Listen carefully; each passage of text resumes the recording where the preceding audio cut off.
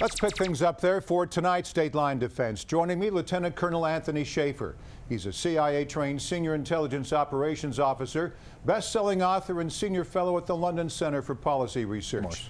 Tony, there are so many layers to the relationship between the United States and Iran right now. Let's peel back the major issues one at a time. First, the prisoner swap.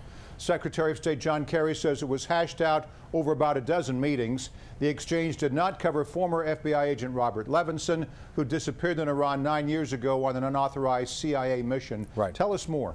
Well, the Levinson thing, I think the Iranians know a lot more about than what they're saying. I think that's going to be something they continue to retain as a point of leverage, if you will. This is not the first time an international power such as Iran has done this. So I think the consensus on our side is they know a lot more than they're talking about. And let me be blunt about the so-called prisoner exchange. It was not so much a prisoner exchange, it was extortion.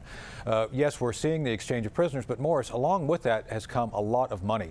We're talking about upwards of $100 billion being paid to the Iranians, so-called part of this the nuclear deal. But more importantly, there's other side deals I'm learning about. I don't even know all the details yet of all these other things. So I think what this has unfortunately done is put a price on the head of every American working overseas now, not only for the Iranians, but for any country. So I think the unintended consequences here is the so-called diplomacy is really more like extortion, and people have recognized that they can do that to gain leverage and money from the United States. I would think that any oil workers going over there, now that Iran is back in the oil business, would think twice. If you're coming from the U.S., thinking twice about going to Iran. Well, I think that's going to have to be an issue now. I mean, clearly, you know, that which you subsidize more, you get more of. I think that's a tried and true precept. And in this case, if the Iranians have really been able to leverage this to a great deal of advantage. So what John Kerry calls diplomacy, I call bad policy and essentially a national form of extortion. Well, the nuclear deal appears to be working. Iran won relief from crippling economic sanctions, Tony. Now, some experts predict they will flood the market with crude oil, driving the price down to $20 a barrel. That's great for prices at the pump. How does it impact national security? Well, I think that's going to be an issue. Look, the American consumer is going to appreciate low cost of oil. With that said, there's a thriving business in Dakota, North Dakota, shale oil, things like that. The new areas of oil production are going to be suffering. Russia's going to suffer. Saudi Arabia is going to suffer. Everybody's going to suffer here. And I think that's what the Iranians are going to try to do, is make those suffer. Now, the problem with the Iranians is this. The Russians are closely allied with them, so there could be some damage there. So there's going to be second and third order consequences here, some of which we cannot even predict yet. But yes, you are correct that this is going to be something we have to watch regarding what they do once they have the ability to sell oil legally. After those sanctions were lifted and the prisoner swap was complete, President Obama imposed new sanctions on Iran over ballistic missile testing.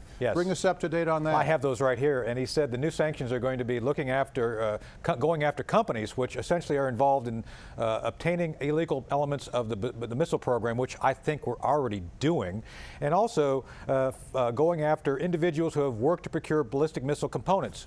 Again, stuff we're already doing. So there's nothing new here, Morris. This is a complete shell game.